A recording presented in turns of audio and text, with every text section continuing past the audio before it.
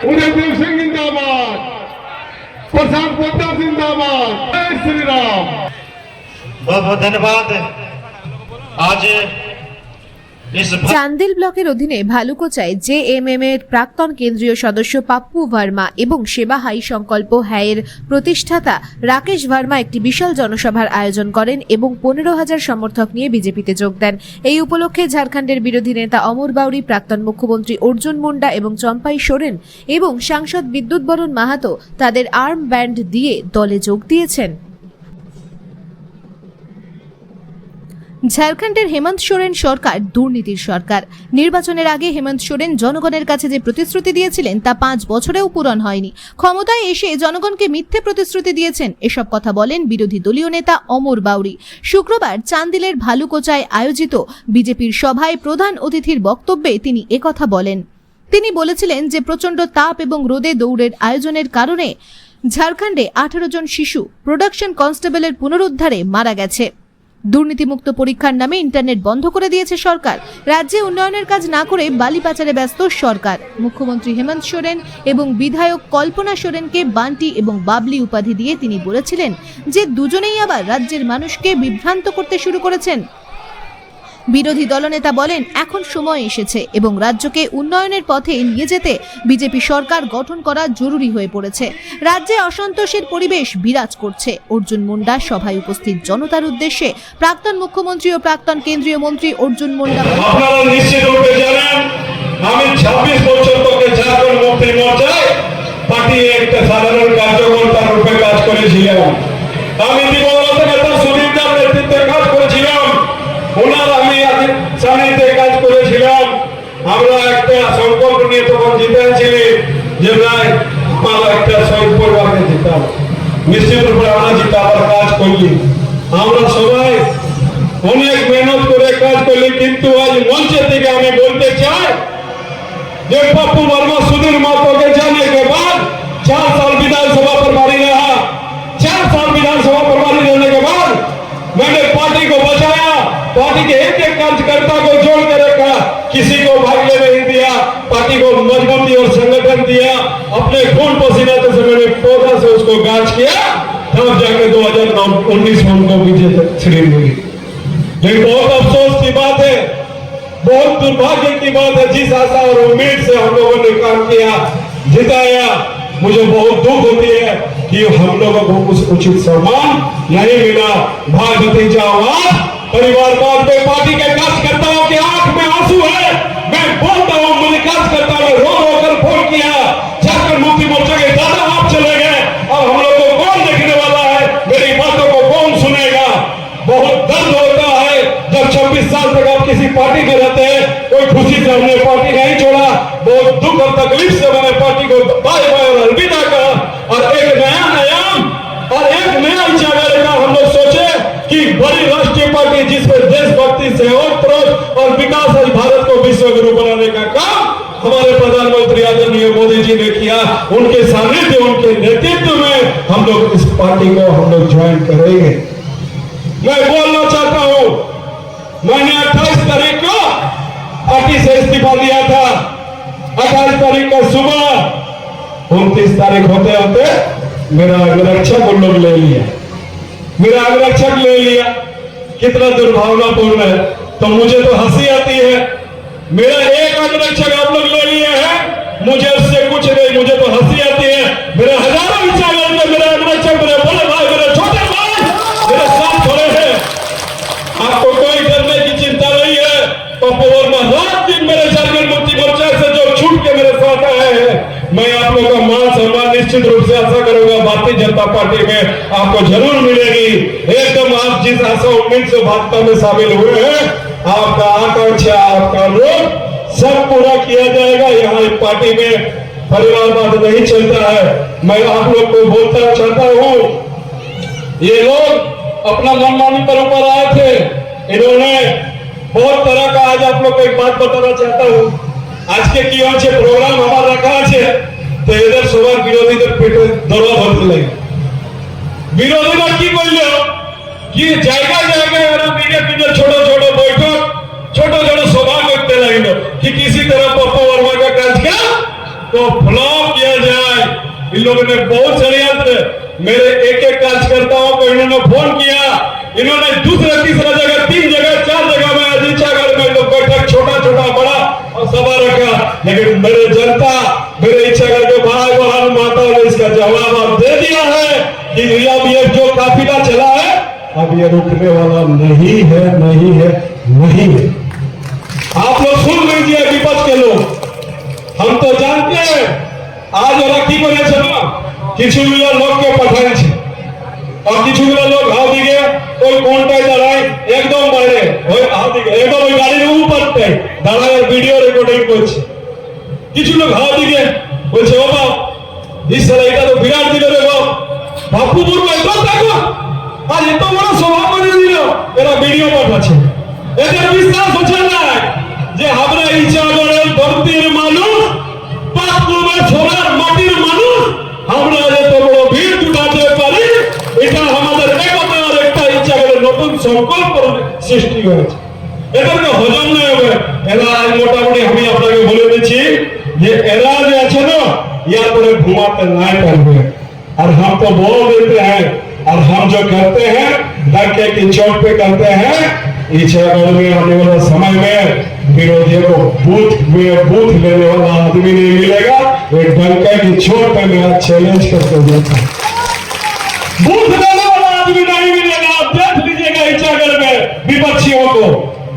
ऐसा एक माहौल भारतीय जनता पार्टी का पूरा चला हुआ है, पूरे राज्य में चला हुआ है। इस आंधी में देखिएगा अच्छा अच्छा उड़ के पड़ा जाएगा। এখন তো এরা বলছে মাইয়া যোজনা, এখন বলছে बिजली फ्री। अरे मैं बोलना चाहता हूँ वो माइया योजना का असली मालिक के बोटे हुए ठीक है बसे আছে আমাদের চম্পায় দাদা। तो माई कोई योजना लागू করে নিয়েছিল, এরা দেখলো बाप रे बाप ये तो और चार ये तो नाम आज 5 महीने का कार्यकाल में चंपा दादा जो करके दिखाया इतिहास है, ऐतिहासिक है, इतिहास के पन्नों में दर्ज हो चुका है। बिजली बिल का इनका प्रारूप किया हुआ था 100 यूनिट ছিল, আপনারা জানেন না? আগে 100 यूनिट ছিল, ইনার ক্যাবিনেটে পাস করে ওটাকে 200 यूनिट। আসল হকদার তো কারিগর হকদার তো চম্পায়দা উঠে যে 200 यूनिट করে দিল। और आने वाला समय में भारतीय जनता पार्टी का मैनिफेस्टो और भारतीय जनता पार्टी गरीब, आदिवासी, मूलवासी, दलित, पिछड़े सभी वर्गों को लेकर चलती है। मैं आपको बताता हूँ, मेरे अभिभावक, मेरे सभी साथी को मैं बताना चाहता हूँ, दादा आज इस मंच का एक खूबसूरती है, इस मंच का एक खूबसूरती है। मैं बताना चाहता हूँ जो भी जात के नाम पर वोट लेते हैं, जो भी जात को बात के नाम पर वोट लेते हैं, आज पप्पू वर्मा के एक आवाज पे मातो, माझी, चौधर, हमार, कुम्हार, तेली जो तो जाते लोग और हमारे मुस्लिम भाइयों उठिनते बसे आछे, अकरम भाई भी वहां बैठे हुए हैं। ये अनेकता में एकता, गंगा जमुना का तहजीब और चांदी में शामिल हो गया। हमारे इच्छागढ़ के चुनाव प्रभारी माननीय केके गुप्ता जी को श्रेय जाता है। एक बार जोरदार तालियां दी जाए उनके लिए। उन्होंने दिन रात देख करके 6 से बैठक करके भाई के साथ में और उनको आज भारतीय जनता पार्टी में लाने का काम किए हैं। ये पूरा श्रेय, ये पूरा योगदान ये माननीय केके गुप्ता जी का है। इनके लिए मैं हार्दिक अभिनंदन करता हूँ। যে আমাদের আছে সেইভাবে পরিষ্কার আমি কাজ করেছিলাম। এই যত কিছু যোজনা দেখছেন এটা আমাদের দেশ, এই জন্য কোনো চিন্তা করবেন না। ভারতীয় জনতা পার্টি আজকের দিনে এখানে ঝাড়খণ্ডের সরকার তৈরি হবে, একটা জনতা একটা সমুদায়ে বিকাশ হবে। আর সকলে বেশি ঝাড়খণ্ডের অনেক পরিবর্তন আছে, এখানে অনেক ভালো বিকাশ হয়ে আমরা ঝাড়খণ্ড ভারতের ভিতরে ভালো রাজ্য তৈরি করবো। এই বলে আমার বক্তব্য শেষ করছি। নমস্কার, জোহার। इसका कोई सिंचाई नहीं होगा।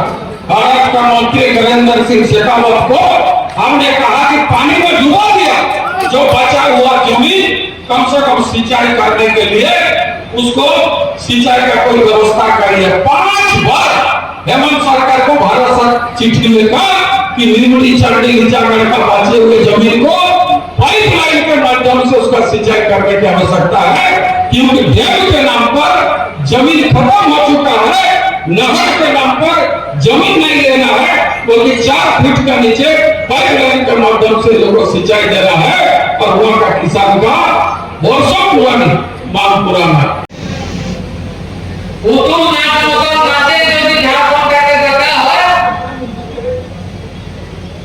झारखंड का বড় উদ্দেশ্য এই গ্রামের লোক কোনোদিন দেখতে পাবেন না। কেন ওই যে জিনিসটা বড় আছে উপরে পাটি লাগিয়ে পাটকা দিয়ে ভালো কথা কি বলতে ভালো না বলে ভালো हाथ तुले बोल पाए थे कि एक परिवार जो आपने 72,000 नहीं किया, आपने कहा कि हम आएंगे सरकार में तो चूल्हा खर्च के रूप में 2,000 देंगे, लेकिन मां बोल रहा मुझे 2,000 तक आपका चूल्हा खर्च पाए थे कि 72,000 के हिसाब से 5 साल में 3,60,000 होता है। आपने ভারতের অগ্রগতি, দেশের নিরাপত্তা ও জনগণের উন্নয়নের জন্য ভারতীয় জনতা পার্টি গঠিত হয়েছে। দেশের মানুষ ক্রমাগত বিজেপির কর্মশৈলী দ্বারা প্রভাবিত হচ্ছে। বিজেপি সরকার রাজ্যকে উন্নতির পথে নিয়ে যাচ্ছে। এখন হেমন্ত সোরেনের সরকার ঝাড়খণ্ডকে ধ্বংসের পথে নিয়ে যাচ্ছে। রাজ্যে অসন্তোষের পরিবেশ বিরাজ করছে। অনুষ্ঠানে উপস্থিত মানুষের ভিড় জানান দিচ্ছে পরিবর্তন নিশ্চিত। একমাত্র বিজেপি কল্যাণ করতে পারেন। চম্পাই সোরেন উপস্থিতদের উদ্দেশ্যে বক্তব্য রাখছেন প্রাক্তন মুখ্যমন্ত্রী চম্পাই সোরেন। জামশেদপুরের সাংসদ বিদ্যুৎ বরণ মাহাতো বলেছেন যে হেমন্ত সোরেন সরকারের কাছে চান্দিল বাঁধ থেকে মহকুমা অঞ্চলে সেচ দেওয়ার দাবি জানানো হয়েছিল, কিন্তু তা সম্পূর্ণ হয়নি। বাস্তুচ্যুত মানুষ চাকরি, কর্মসংস্থান, শিক্ষা, চিকিৎসা ইত্যাদি পাচ্ছে না। সাঁওতালি ভাষাকে অষ্টম তফসিলে অন্তর্ভুক্ত করেছেন প্রাক্তন প্রধানমন্ত্রী অটল বিহারী বাজপেয়ী।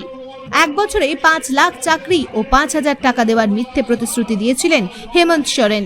ইছাগড় বিধানসভা এলাকা বিপ্লবীদের ভূমি। বিপ্লব আনতে এখানকার জনগণকে এগিয়ে আসতে হবে।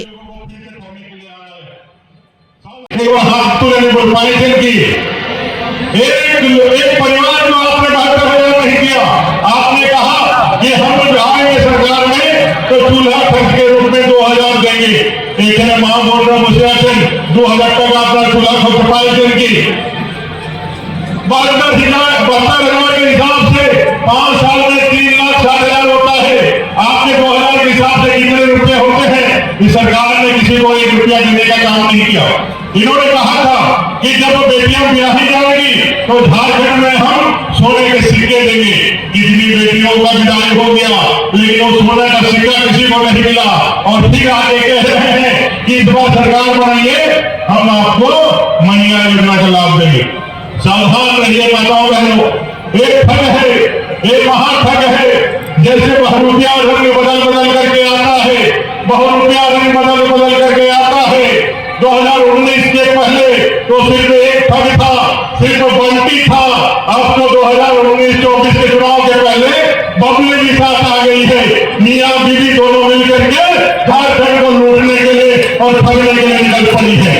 और फिर देखे हैं ना बंटी और बबली का, दोनों मिलकर के कैसे लोगों को झूठ बोल करके और कैसे ठग करके बेवकूफ बनाता था।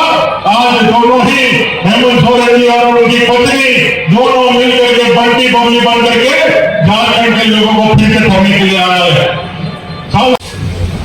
को सशक्त बनाने के लिए संगठन में जुड़ने का काम हर क्षेत्र से हो रहा है।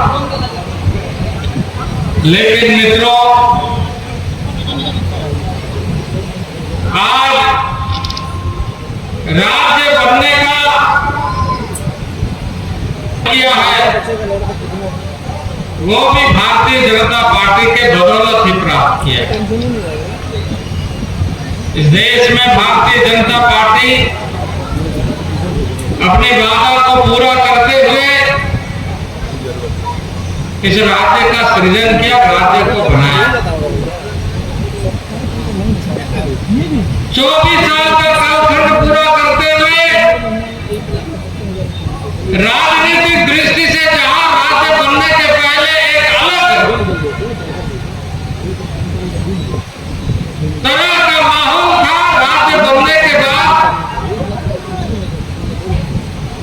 अलग माहौल आज दिखाई देगा।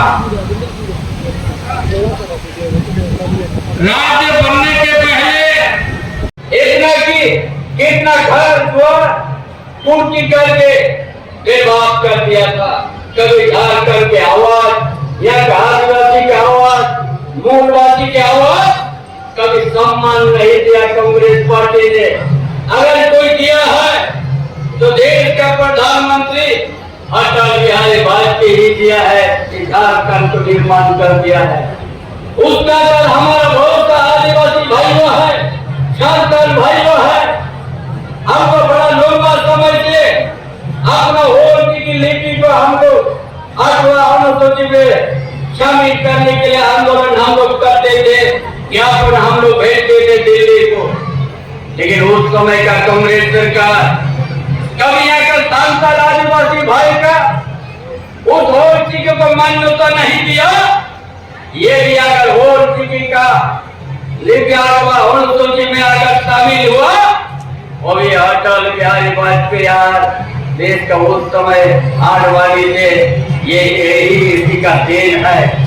जनता पार्टी जिंदाबाद, भारतीय जनता पार्टी, भारत माता की। कमल खिलाने के तैयार रहिए। बहुत बहुत धन्यवाद।